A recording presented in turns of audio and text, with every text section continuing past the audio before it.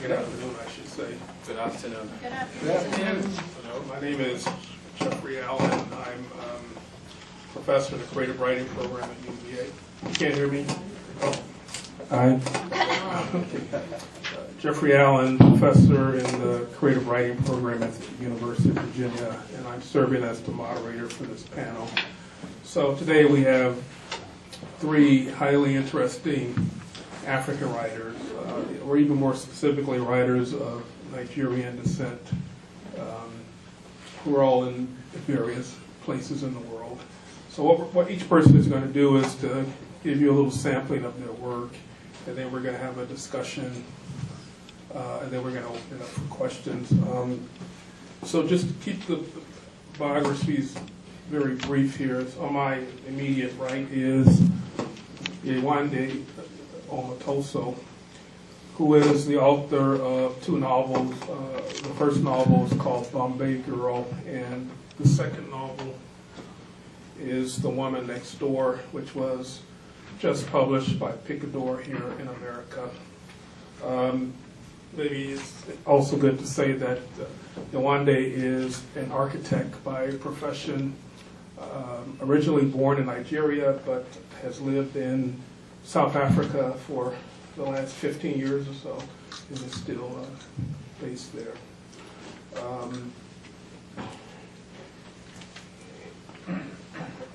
I hope I don't screw up your first name. So, Roye, that's right. Okay. So here we have Roye Okupe, who is, as he was telling me, he was originally born and raised in Lagos. He has a background in business and worked in business for many years, and then a few years ago he started a venture which was his heart's desire of writing animation and doing animation, which is based in African religion and mythology. And so he will be talking some about his work and current projects. And this is the book, one of the books we have for sale. And could you hold up the other one? All right, great. And then last we have right there, Okey Ndibe, who is the author of 3 books, including 2 novels that were very well received. He is also, of course, Nigerian by birth, and but as you've lived in America for many years now, you're based in Connecticut, and among other things, started a very important magazine here in America. So, but he is here today to talk about his current book, which is this memoir, Never Look an American in the Eye, which is largely about his journey in becoming an American, for lack of a better term, and what that all means. So, without further ado, Yewande, you can come here or you can stay there. It's up to you.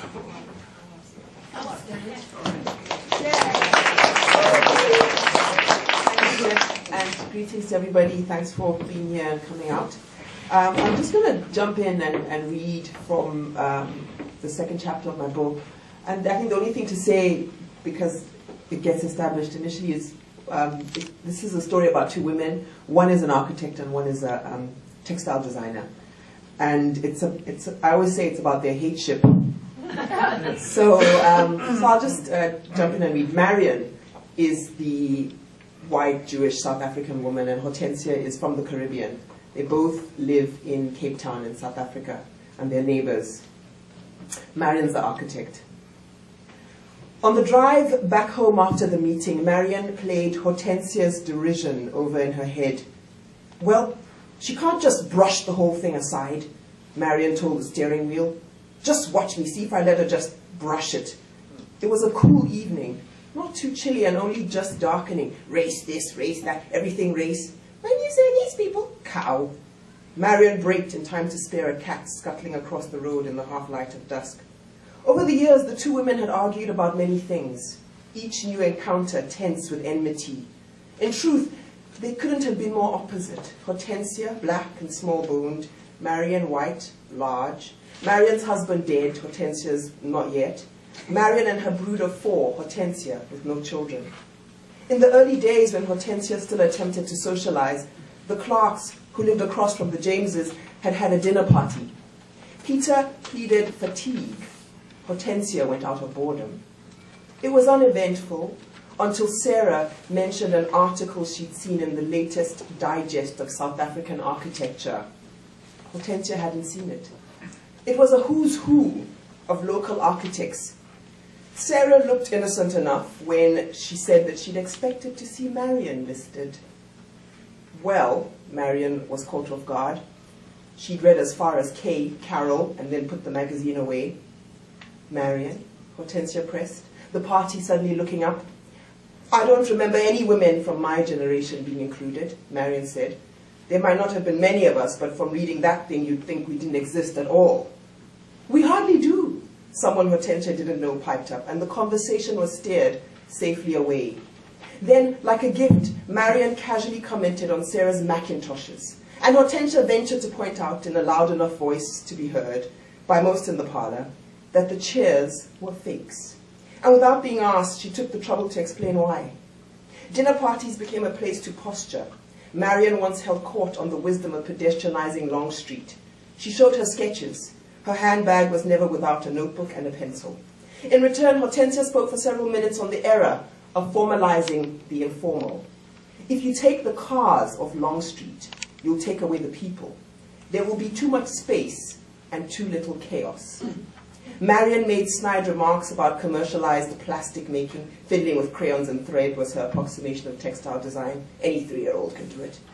Hortensia mentioned the presence of one of her fabrics, a brocade used to panel a wall in the new Cape Grace wine bar.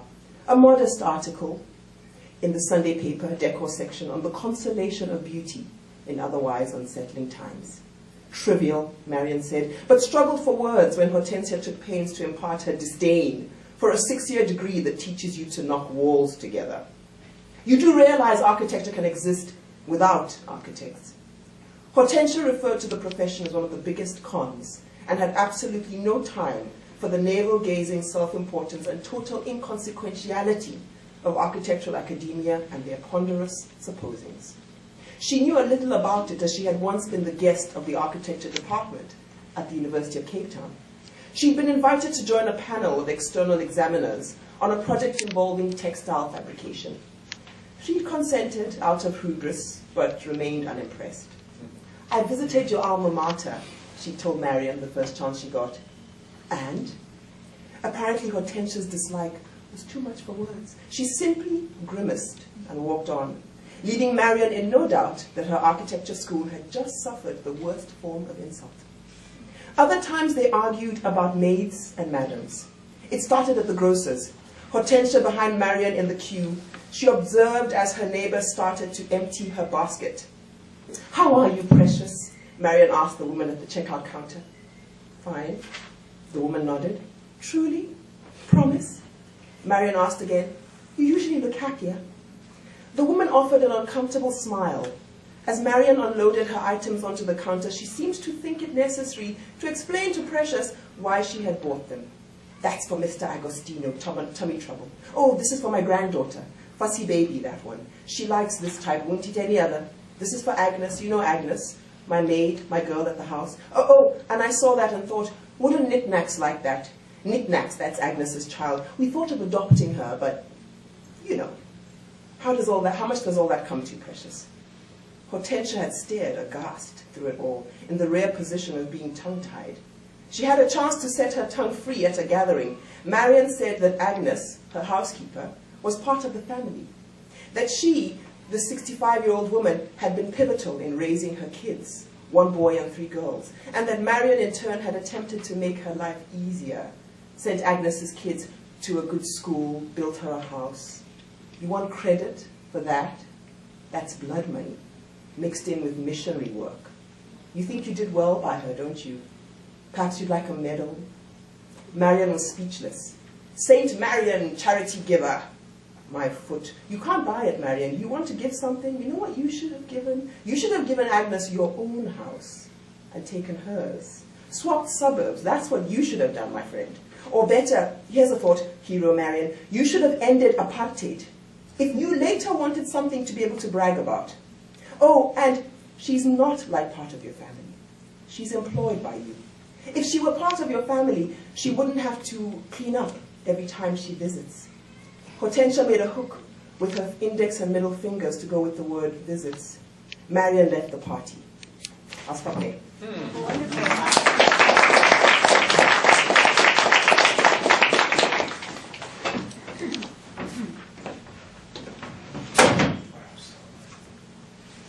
Hello, everyone.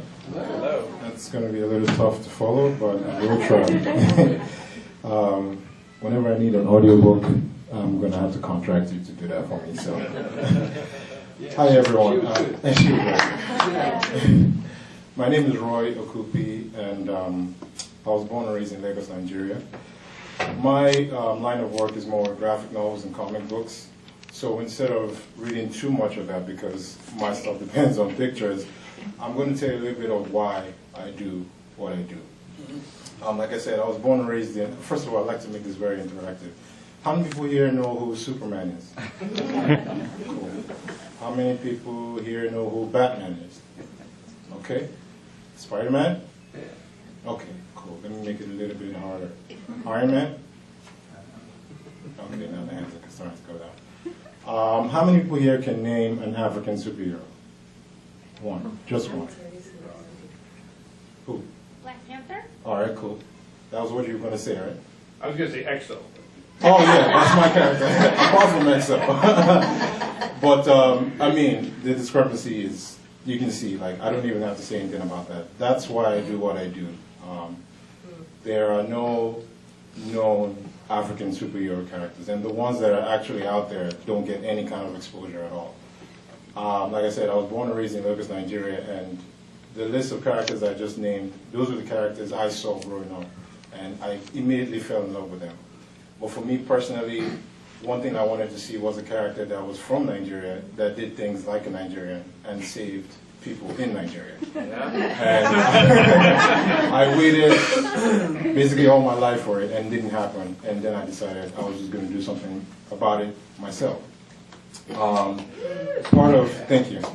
Part of my goal in life is not just about creating comic books from that has characters from where I was born, but I always tell people I like to inspire people to chase their dreams while I'm living mine.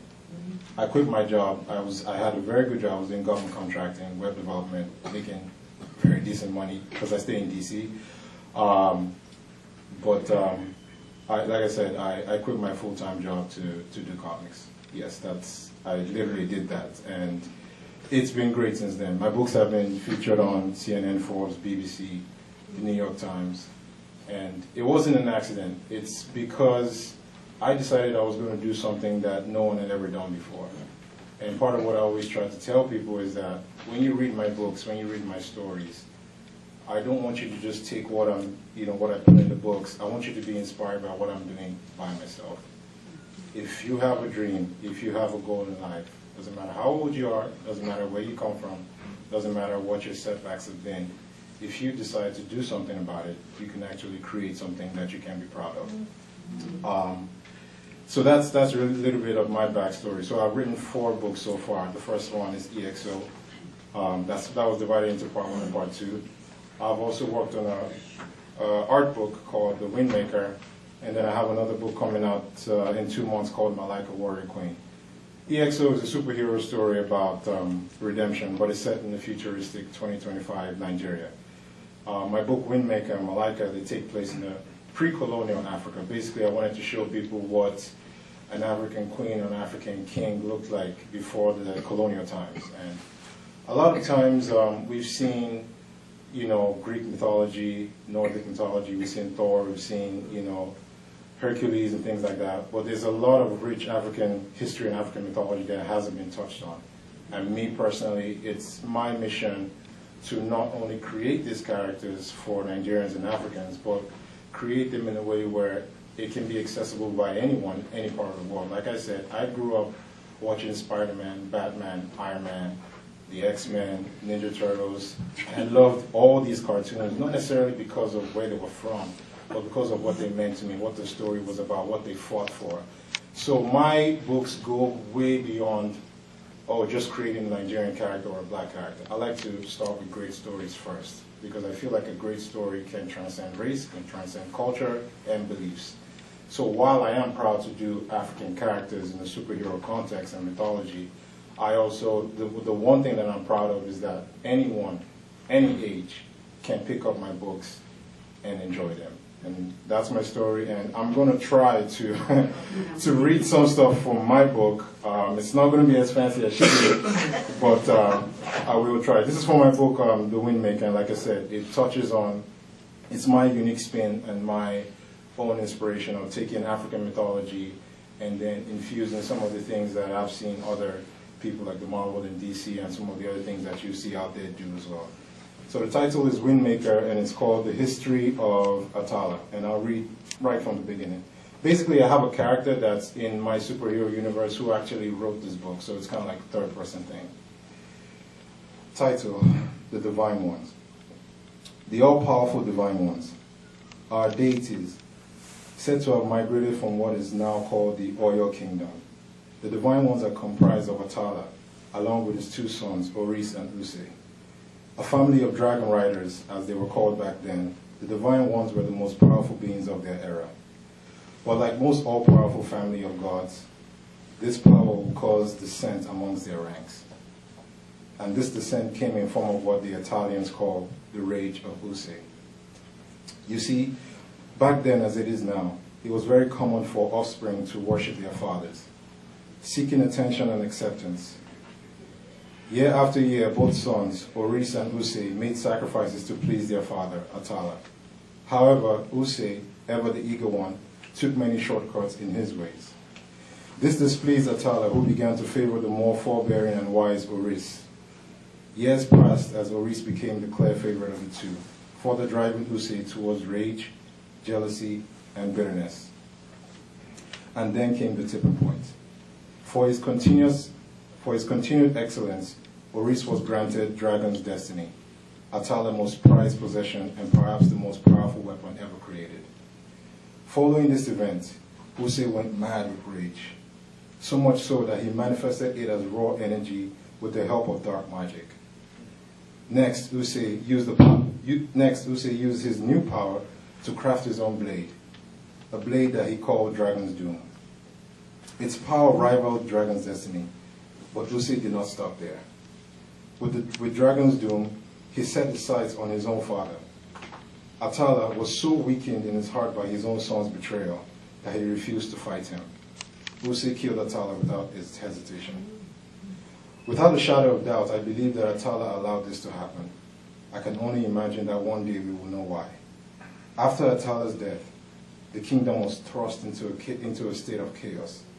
Brother fought against brother for decades in what my people now call the Dragon Wars. Thank you.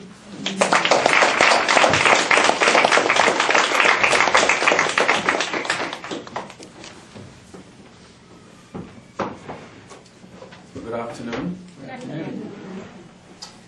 Let's try and do it a bit better. Good afternoon. Good afternoon. This is really much better. And there's a cultural requirement here. I come Igbo from southeastern Nigeria. Igbo Queen, yeah. And in my culture, you can't address any audience at all without offering a greeting. And if you don't hear back from your audience, that will be their very polite way of saying to you, take a hike. And so before I speak, I like to know that, that I'm welcome to speak and that you're willing to listen to me. It's such a delight and honor to read with these two really special people and to meet Jeff for the first time, known him by reputation. And so it's such a delight to meet them. Well, she I've known for many, many years. Her father has been a friend, and in 2002, my family and I visited Cape Town, South Africa, and we were invited to their home at least twice, and we had incredible meals. And it was on the way to your home, one occasion that my children, my wife and I got Fulbrights to teach at the University of Lagos, and there are no McDonald's in Nigeria. And so my kids who believed that McDonald's, was the best gourmet restaurant in the world, felt, deprived for months and months. And then we came to South Africa and there were McDonald's. But somehow they quite hadn't cottoned up to that fact. So we'll pass McDonald's and they will not see it. So one day her father came and picked us up at the hotel, and we were going to their home, and her mother, late mother now, had cooked this smorgasbord, and I was looking forward to that meal. And suddenly my daughter shouted, "McDonald's!" and her two brothers began to shriek, "McDonald's!" So they were it was such great consciousness that there is finally a country in Africa where there was a great restaurant, McDonald's. So they insisted on McDonald's. So I kept saying, but we're going to food, real food. They said, McDonald's. So, the father was very, very generous. He stopped. And my son said, 20-piece chicken nuggets, 2 of them. Anyway, so we had a great, great time. I am something that I call an anti-reader. I like to tell stories, you see. And part of it is that, can you hear me, by the way? Okay. So part of it is that I don't consider myself a good reader in the ranks of Yewande, for example. And so even though I'm still going to read, but it's going to be a tiny little piece. But I do a better job telling stories. And so I'd like to begin by sharing one of the stories in my book. My name is Okey, and it's an okay story. Do you mind hearing it? Is anybody morally opposed to hearing this? Nobody. Okay. I've been known, actually, even when people morally objected, telling the story all the same. So I came to this country in December of 1988 at the invitation of the great Nigerian novelist Chinua Achebe, whose most well-known work is Things Fall Apart. Right? I'm sure some of you have read that book. Achebe invited me to this country to be the founding editor of a magazine that he and other writers set up called African Commentary. So I came December 10, 1988, and began to encounter America, this new space that some professional adventure had brought me to. Began to experience it in a very intense and delightful and sometimes harrowing ways.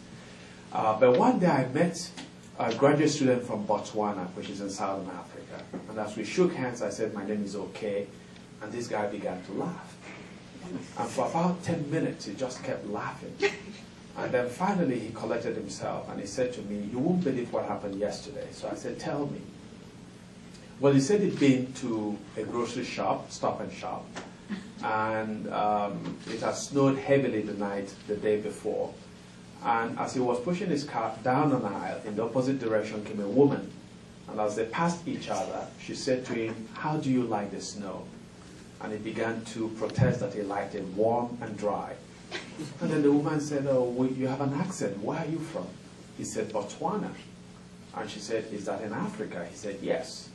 And she said, "Are you okay?" He said, "Yes." And so the woman stood and began to talk to him with great interest. And he said they must have talked for 15 minutes or so. And the woman said, "I can't believe you are okay." And then the guy said, "Is there anything about me that suggests I'm not okay?" And the woman said, "No, it's just that I've heard so many stories about you." And he said, "We have?" And he said, "Like what kind of stories?" He said, "Well, I hear that you are in town to edit an international magazine that Chinua Achebe was publishing." And he said, "That's not true. I'm a graduate student." Then the woman said, "But you said you were okay." And the guy said, "Yes, I'm fine." At which point she said, "I'm sorry, there's actually somebody in town whose name is Okay." So I think I was beaten. And he said he left this encounter very upset. He thought that what had happened was that the woman wanted to pick him up And he said he was willing to be picked up. But he felt that midway through their interaction, she changed her mind and came up with this silly story about somebody who was okay. So the very next day he met me. And that's why when we shook hands and I said my name is okay, he now realized I was a person the woman thought she was meeting, why he couldn't control himself. So this is, one of the memoir vignettes really that I recall in my memoir, Never Look an American in the Eye, which is a mixture of really hilarious stories like this, but also more frightening, terrifying stories. And I'd like to share one of those narratives with you. And so it's called Fitting the Description. And if you have the book, you can go to chapter 6, verses 4 to, oh no, it's not this book.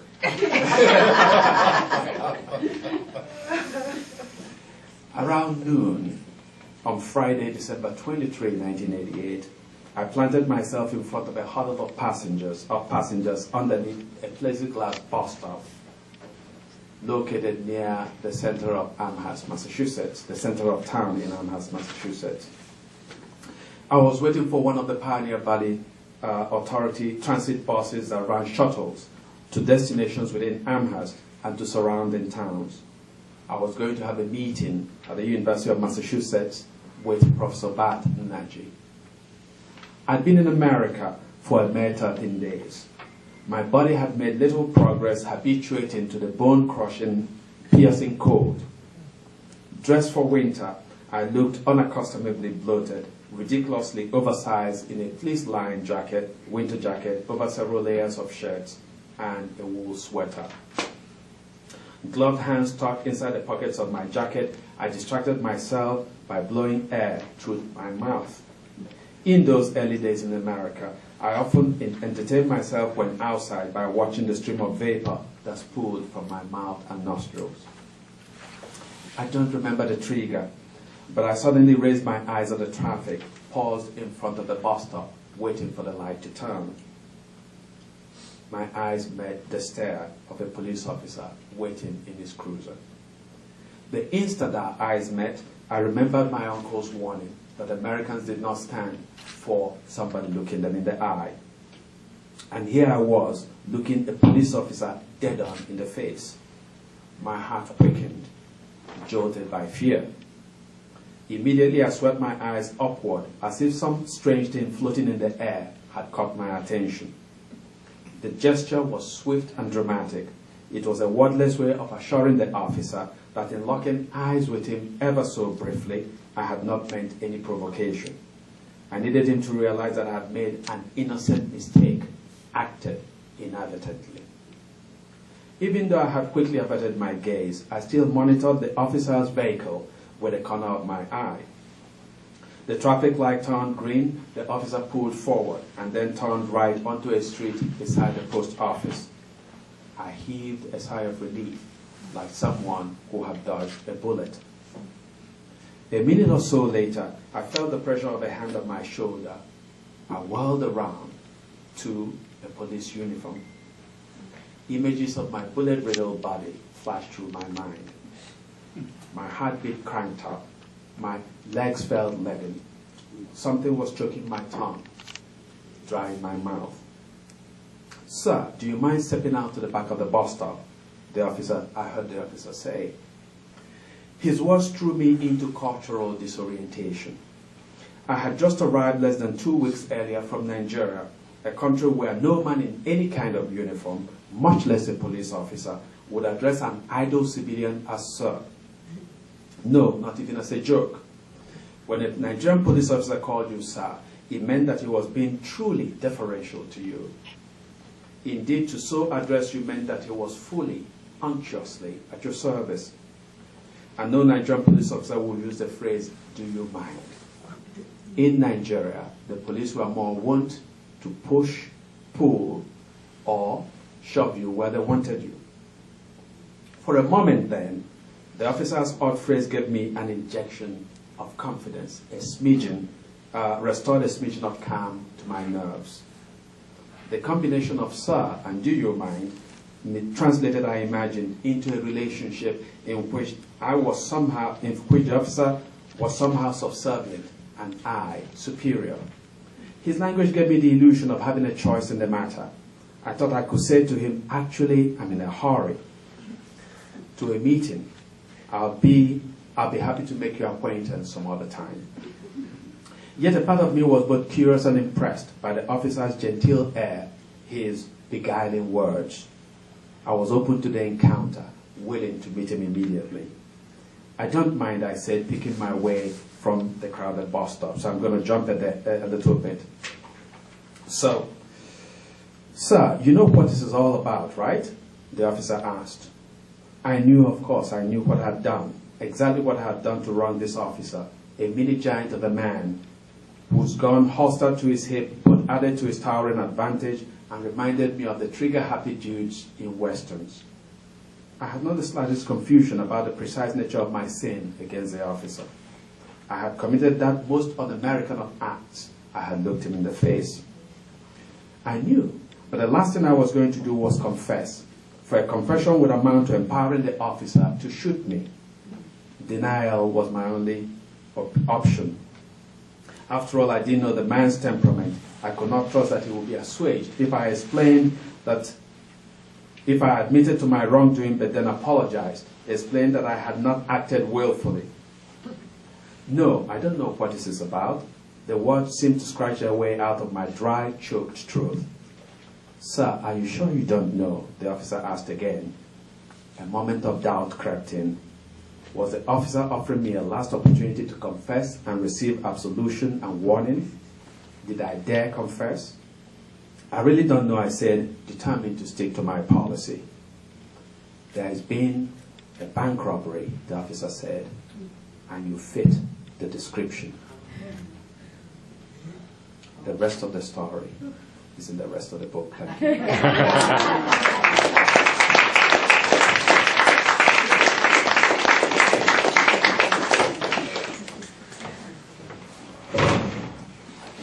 Well, thank you all for your wonderful readings. I suppose the thing that immediately comes to mind hearing you tell your story is that happened to me when I was 17 in Chicago, downtown Chicago, and officers were not as nice, but they stopped me and told me that I fit the description of someone who had committed a robbery with a knife, and they asked me where the knife was. Anyways, so I guess we all have that. I have a few general questions that I sort of pose for all of you, and we'll see where it goes. But I'm wondering, maybe I'll just start with you. So what was your experience like, running the magazine here, and what was the purpose of starting the magazine and all? Well, I came into the picture. Chinua Achebe, the author of Things Fall Apart, was in the U.S. really promoting his what turned out to be his last novel, Antis of the Savannah. And he had a meeting with some African and African American writers and academics, and they felt that there wasn't a sophisticated voice that was talking about issues of Africa and what we might call Africana, which is the black world both on the continent and in the diaspora. They decided they should found a magazine. And I had interviewed Achebe years before, and it was a very interesting encounter, which I recall in the book, because I interviewed him for 3 hours, and my tape recorder had malfunctioned, didn't catch a word that he said. And then he was quite generous in granting me 2 days later a repeat interview. And then he liked the feature that I wrote for a magazine based on this interview, and we became close. So he proposed me to come be the founding editor. And so America was a very interesting transition in so many ways, but we don't have enough time to get into all of that. But typically, in the end, what happened was that this magazine really had an enthusiastic readership. People of African descent, Africans, African Americans, people from the Caribbean, Africans from Europe embraced this magazine. But we couldn't get the advertising world to move from its position that black people did not read serious magazines. That's what they told us in New York. So they said, you know, try something like Essence or Ebony. And we said, there is already Essence, there is already Ebony. And they're doing a great job doing what they were set to do. We wanted a serious magazine that would look at African politics and economics and culture and so on.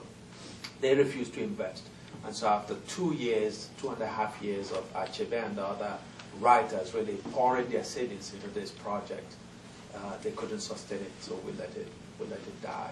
So it was a very, very painful experience that I had made that transition, left a career as a journalist in Nigeria, as an editor of a weekly magazine, to come here and set up a magazine that had great promise, enthusiastic and passionate readers, but simply couldn't sustain itself. So. I have I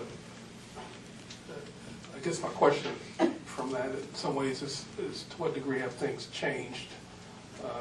So we hear a lot in America about, well, we hear a fair degree about this term African Renaissance, like there's an African Renaissance that's happening. But I'm sure if you ask many Americans, well, who are some of these people involved in the African Renaissance? They couldn't name anyone. Precisely. So what does that mean, if anything? Is that an accurate description? Well, there is a sense these days that Africa is in vogue, you know. A few years ago, it was all about Asia. If you were Pakistani or Indian or Bangladeshi and you wrote a novel, you know, so everywhere you looked, there seemed to be another Asian writer.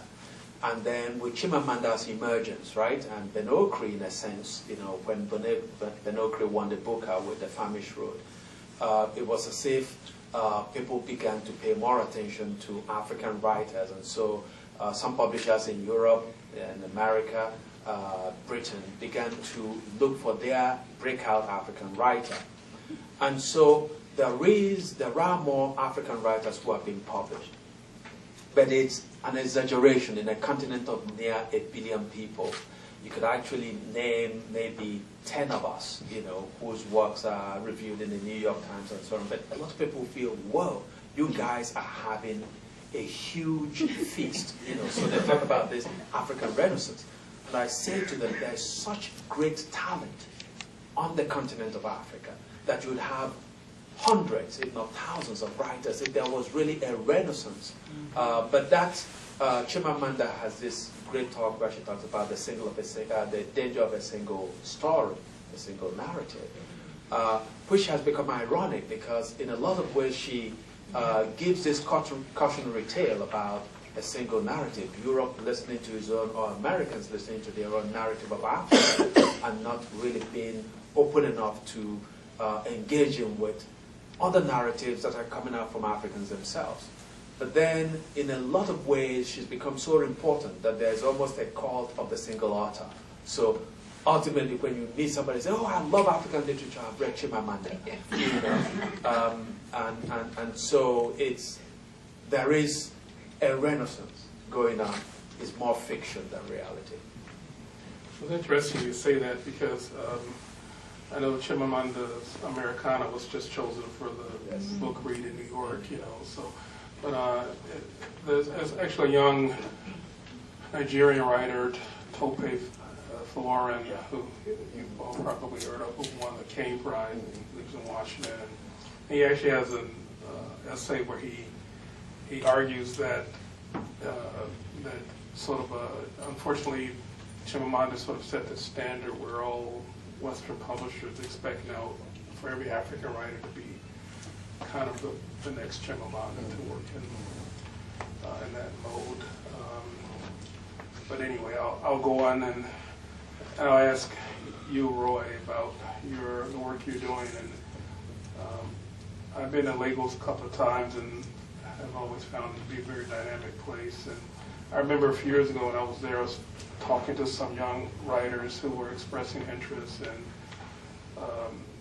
in writing sci-fi and doing graphic novels and comic books. And so are there other people who are doing this that you are aware of? Or? Yeah, it's funny that you mentioned the whole thing about the amount of talent in Africa. And it's more than just writing. When you talk about animation, you know, art, music, even Nollywood right now, There are so many talented people in Africa doing so many incredible things. And one of the things I'm passionate about is taking those talents, working with people, and then exposing that on a global level. Because, like I said, I think for me personally, I think having a great story and a great product, I think that should be the first focus. It shouldn't necessarily be, oh, I want to write a book that has Nigerian characters. Because then it's going to seem almost like, okay, you're trying to be political or whatever the case may be. I always try to create a great story first that can, cut across a lot of boundaries and expose to as many people as possible, but also while keeping your culture intact and keeping it relevant. And, for me, one of the terrible experiences I had personally, because I also do animation as well. First of all, I find it hard for people to even just take me serious as a writer because I do comic books. People just, yeah, whatever. But that's beside the point. But I also do animation, and one of the things I struggled with personally was when I first met with a couple of producers to show them, okay, it's what I'm working on, and these are people in Hollywood, by the way. One of the first things I had was, well, you have a great story, do you want to change, the color of the character? Like, literally, that was the first thing I was like, I mean, I went home and I cried like a man, of course. But, but no, after that, it just reminded me of something that, my parents used to tell me. It's like, sometimes, people have to see you do something first before they can actually believe in it. And I could have sat down waiting for a publisher, like I self-publish everything that I do, or waiting for a producer to kick off my animation off the ground and all that. But I decided to go ahead and use the talent in Africa. Like all my artists, they're actually based back home in Nigeria. They're not from here. They're all in Nigeria because I feel like if I'm doing a story about Lagos, I want people in Lagos actually drawing the characters. And another thing too is that there's the thing about the narrative you said. There's a certain narrative I'm also trying to change, because when I first got to this country in 2002, a lot of times people would ask me questions like, oh, you're from Nigeria? So, I mean, are there like giraffes beside your house? And I'm like, I live in the city in Lagos. But I mean, I'm serious, you'll be shocked at the amount of people that, don't actually have, and it's up to us as authors, producers, to actually create stories where, like, my first eyes to America was through cartoons. Or cartoons or the shows like the Cosby shows and things like that. That's how I got to see America.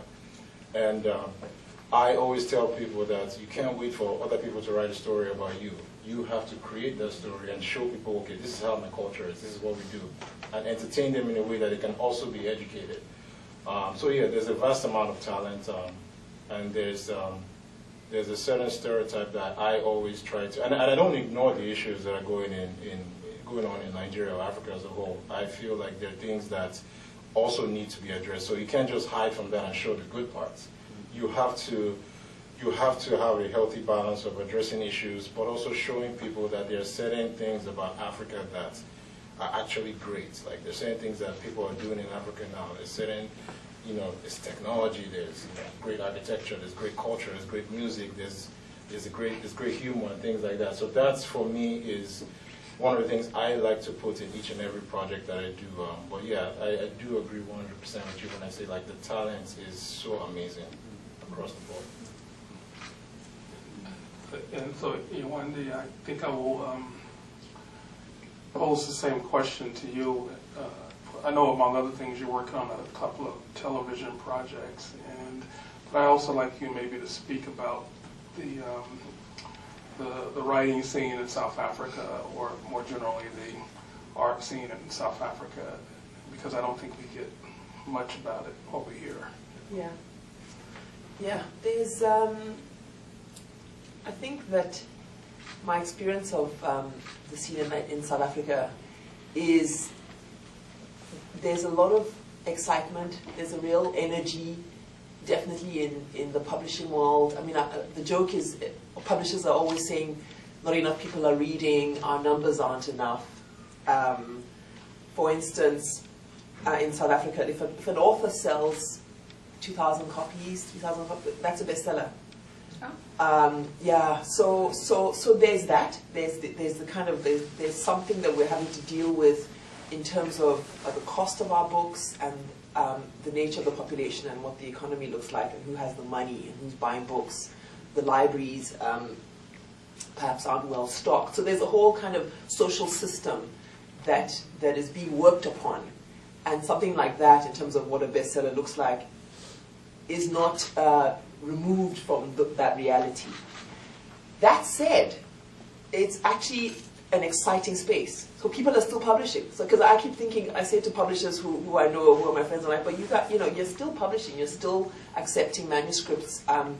Last year, for the first time, the first imprint of a publishing house called Jacana was created. The imprint is called Blackbird Publishing, and the publisher there is specifically publishing writing by Black South Africans. My first book was published by a woman called Colleen Higgs. She specifically publishes women writers in Southern Africa. And Colleen's been going for about 10 years. And they're just a host of books, I would say mine included, that possibly would never have been published if Mojaji Books, that's the name of her publishing house, didn't exist. So it's actually it's small, fine, and it can be a bit incestuous, but there's an amazing amount of energy and production happening. My sense always is that, and I think I was saying that to Jeff in an email earlier, but my sense always is that there's something coming.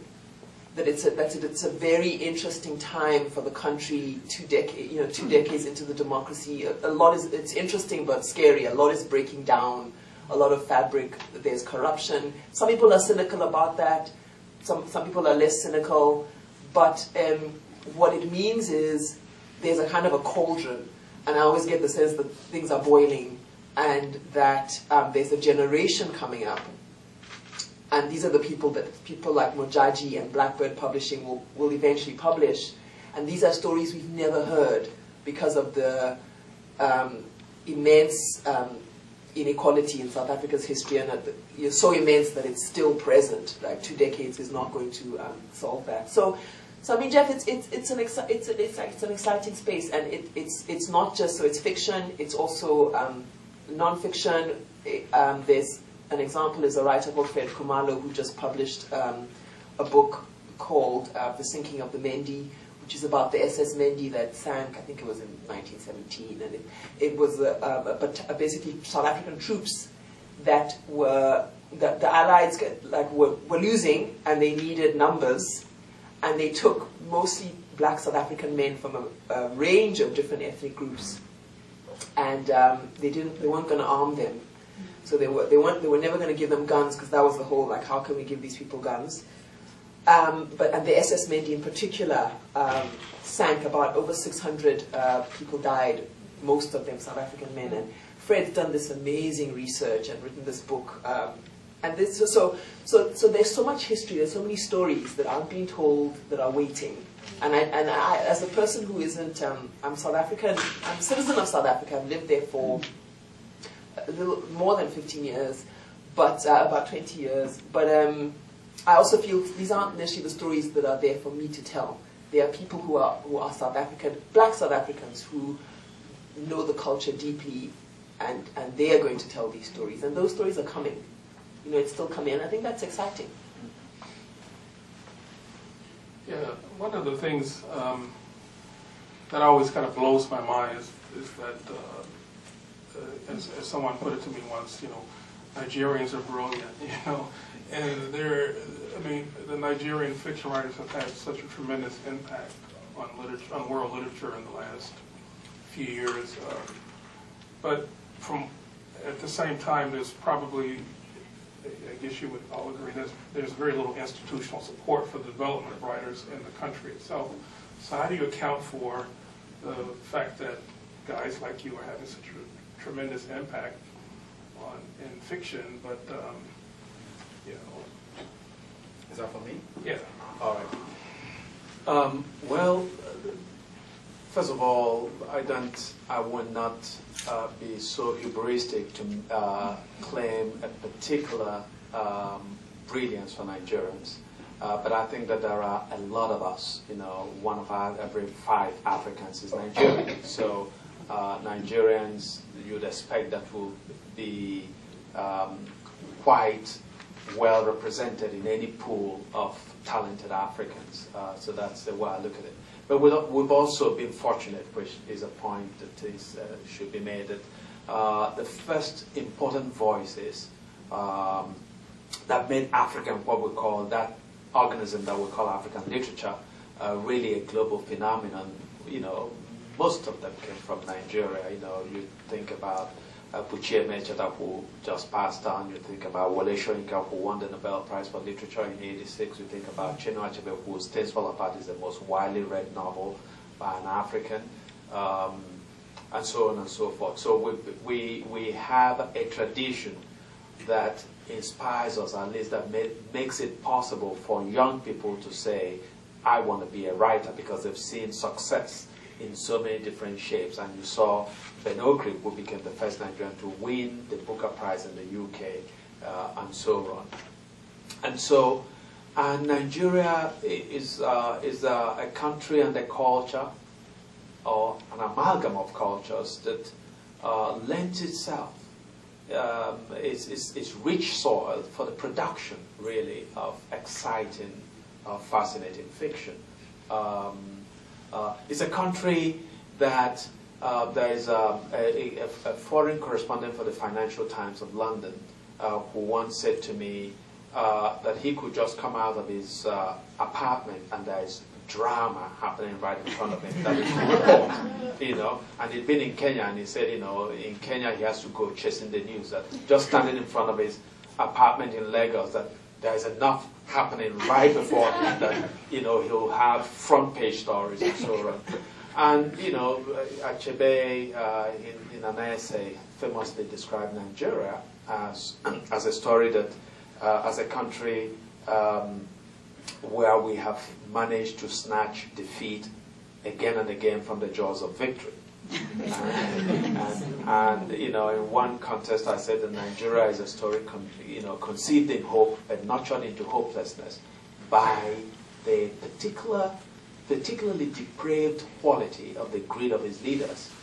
So you have a country where everything should work, which should be one of the richest countries in the world, but there are a few people who have stolen the billions, you know, and somehow we have created a system where their victims defend them, you know, because we have all these divides. We're a collection of 400 or so ethnicities, and so when you point to a man and say he stole money, members of his ethnic group get up and say, oh, you know, somebody from your ethnicity stole the other day, you know, our man has a right to steal.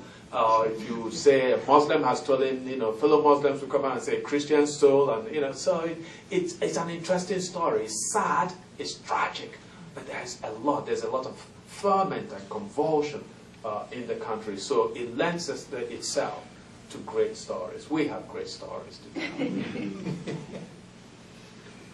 So, Roy, I'm interested to hear more about the stories you plan to do. Can you tell us some about the film you're making? Yeah, I mean, first of all, I would like to just piggyback on what he said. Okay. He's been spitting some serious knowledge today about it. But it's interesting that you mentioned all of that.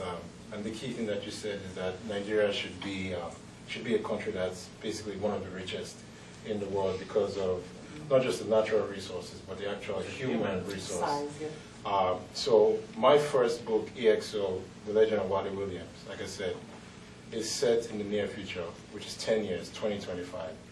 And I basically visualize in Nigeria what Nigeria looks like when they get everything right. You know, so Oh my God, she stole my book. you know, so it's a very interesting story, because what I do is not only show what Nigeria looks like when we get everything right, but it also shows what happens when you get everything right and get complacent and start going back to where you're coming from. So I like to use the superhero context, because superheroes are very popular right now. I mean, they're so powerful in terms of how much they draw people into the theaters, the books, the merchandising and things like that. So it's a very great medium to to tell very serious stories. So I try to wrap very, very interesting narratives and also very, very, very, very serious, things that I feel like need to be addressed into the superhero context, because I feel like the action, suits, everything that looks so wow about it, it's very easy to draw people in. But when you read my books, you start to see the subtext of, oh, this is actually a serious issue that's going on right now, or could become a serious issue if certain things will happen in a certain way. So I'm very happy you said that, because my book is supposed to give a vision to, and I did it purposely 10 years, because when you open my book, you still see a lot of things that if you go to Lagos, you see right now, like the monuments, how people dress, how people talk, and everything. All that is there, but there's so many other things that I put in there where it's like, oh wow. So because in my head, I feel exactly the same way. Like if certain things, and it's not like 100 things. Like if we get like 10 things right, it will be such a great country. I believe it's a great country right now, but I feel like there's so many things that we've done wrong that, as citizens, we can't just always say, oh, the government, the government, the government. There's a certain personal responsibility that we also, because it's not just the government that is corrupt now, like people themselves are getting corrupt, and we need to address. That's the thing that we can control. So that's usually how I like to tell my stories. In terms of the animated movie, unfortunately, for legal reasons, I can't talk too much about it, but that's a good thing, right? Because I'm at the point where I'm discussing contracts with different distributors and things like that, but it's going to happen. And it's funny because there hasn't been an African animated movie, a superhero movie that has been done ever. So it's another barrier that I'm personally trying to break, and I've been trying to do it since 2008. Like a lot of people see a lot of things I do now and say, oh wow, you're great, you came out from nowhere. I'm like, not really. So basically, no, I've been pursuing this for almost 10 years now. And it's, like I said, it's a testament to, how I was raised, because I believe like in each and every one of us, there's something unique inside of us that we want to share with the world. And I feel like if you don't chase that dream, you're actually robbing the world of your gift. So for me, no matter how long it takes, as long as I believe that I can do this, it's going to be done. So there's a lot of things that are happening in the background right now. So hopefully I'll be able to share more in the future. But it's going to be made. I just don't know when. But at least I'm at the point where I can't discuss things because of legal issues. So. Wow, that's good. Amazing. And Yewande, could you, if there are no legal issues, could you just briefly talk about the television projects you're involved in? There might be legal issues I don't know about. I'm busy talking and now I'm going to get a phone call. Nobody tweet anything. Okay. But yes, in the last, 4 or 5 months, I've been invited to work on 2 TV shows. One is based in Lagos, actually. And it's a legal drama. And it will be the first legal drama. Because often we have soap opera, we have whatever kind of romancy type things, but in terms of series and dramas, looking at the legal world. And it's interesting. I'm part of a team of two of us will write the 13 episodes, and we have 2 kind of director, head writers working with us as we create the world. Those 2 are South Africans, and myself and Adze Uga he's a Nigerian also in South Africa. We're the writers. And it's been an amazing experience, I must say. When we started, we met for about a week every day and just sat down and created the world, because none of these, it doesn't exist yet. So we're having to generate this world, who the lawyers are and how it works, and also understand how law works in Nigeria. And Nigeria is, we have ideas of this thing like, what is justice? What is justice in Nigeria, in a country that isn't at its full? It's not operating as it should. So much is compromised. So much is, the idea of equality is kind of parched, I would say, there. So it's particularly think of Lagos. If you have money, then you have justice. So we are we're both trying to show that and also looking to see how we can push against that. So some interesting things we were looking at was how to deal with the Constitution, deal with the anti-gay law that exists in Nigeria. How do we have a case that looks at marital rape, because that's an anomaly according to Nigerian law. Such a thing can't exist. We are looking at we're also looking at gender. We're looking at class, because there's something that happens a lot in Nigeria is just an immense amount of abuse for staff, particularly domestic staff. So there's a culture of domestic staff, firstly, that exists. You have help, you have a cook, you have this, and you have that, and then there's this kind of impunity with which certain people treat someone that they decide you don't have money and so you don't deserve to be treated like a person. So it's just very interesting as we come up with the cases. The second TV show I'm busy working on is set in South Africa, and it is set in inner city Johannesburg, in a particular area called Berea. Certain areas in the inner city of Joburg have become sort of enclaves for immigrants from the rest of the continent, from the rest of Africa. And I'm sure you're familiar, South Africa has definitely since '94 and since people started coming into South Africa from the rest of Africa, there's been incidents of violence basically against black Africans. And they often call it xenophobia. Many of us think of it as Afrophobia, or specifically, it's not, because we have, there are a lot of Americans, so it's not just foreign. It is that it's black foreigners, and it's also that it's often poor people who are living in the poorer areas and are seen as a threat. So this series is set in a building that is slowly being hijacked by a gangster. And this is something that happens a lot in Joburg. When, with the new government in '94, a lot of property owners died off, or went to Australia or New Zealand, or they just kind of left the city. And so there were opportunities for people to hijack